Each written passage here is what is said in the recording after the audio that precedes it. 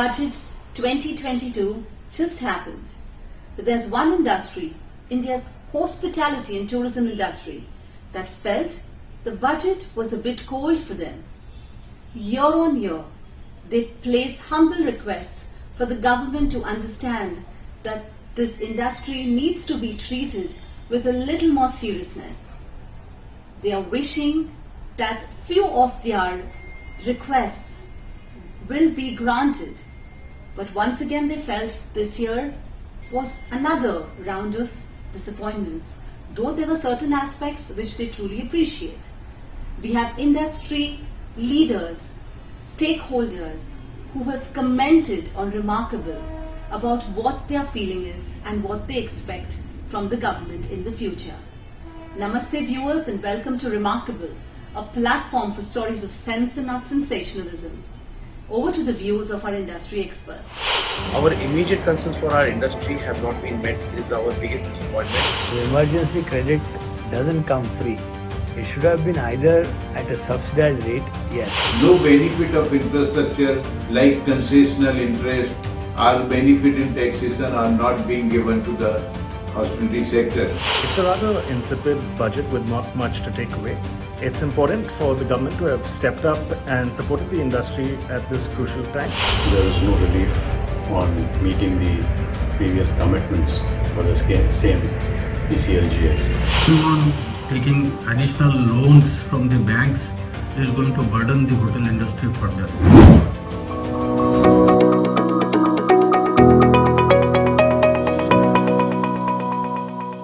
Namaskar. The budget has been a disappointment once again for the industry. We have supported the pandemic greatly over the last 2 years, but unfortunately we don't feel supported.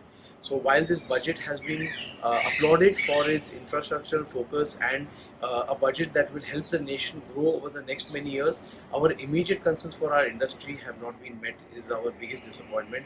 While the nation will progress in the future, we may also progress in the future, but the need was for today, and in that matter we have been disappointed.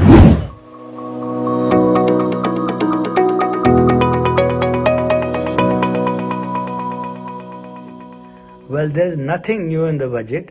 They have provided us emergency credit once again, which was done twice earlier.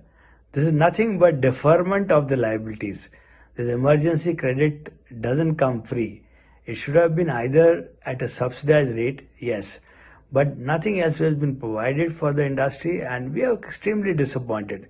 But anyways, we have learned to live with the apathy of this government, and and we have still survived in spite of all the problems that we have faced in the last 2 years. And I think now, actually, that the COVID waves are over, we should be thriving on our own without any support from the government. Thank you.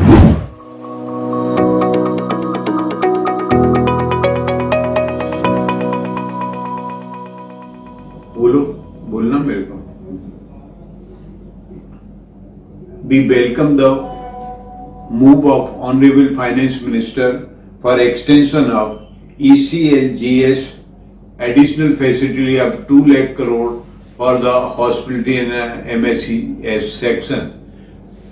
In fact, this will help to provide working capital loan for the hospitality and the restaurant sector, which is being suffering from last 2 years. This will give them to recome, but it will be difficult to survive even then, because to service and provide the interest, payment of interest, as well as earlier loan which is being withdrawn, which is become due, the repayment will be difficult. So it is requested to Finance Minister that earlier first COVID, what is the loan is taken in during first COVID, their repayment should be extended further for the period of 2 years, so industry can stand on position and able to the pay.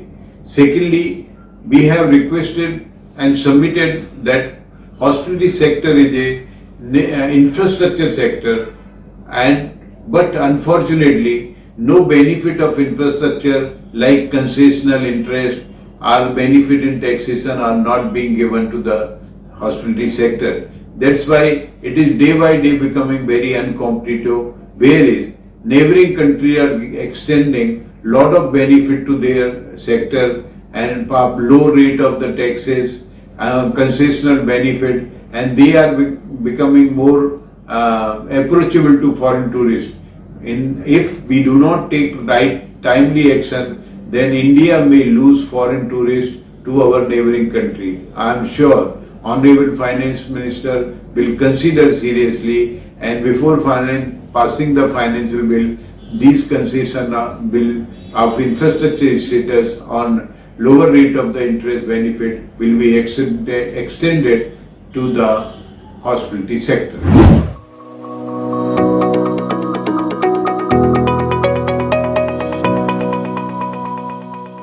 It's a rather insipid budget with not much to take away. It's important to consider the juncture at which we are today and the genuine need for a boost to help the much stressed tourism industry.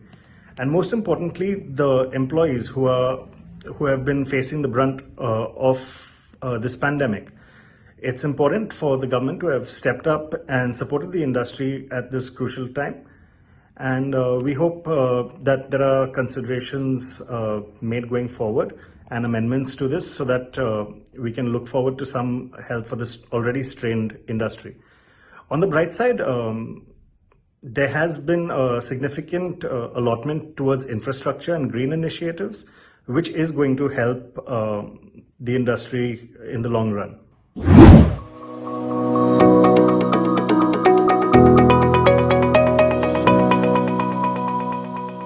Virtual digital assets, which is now capped at a TDS of 1%, is going to take away a lot of transfers on the virtual digital space. The 8 ropeway projects and the various gift city incentives for Rani are only the icing on the cake, which for our industry is not anything which we look forward to as expected from the GSTs. And the increase in the 200 crores is something which we were at least expecting on the announcement for the budget. So basically, as usual, the tourism industry is something least that we hear from the budgets. Thank you.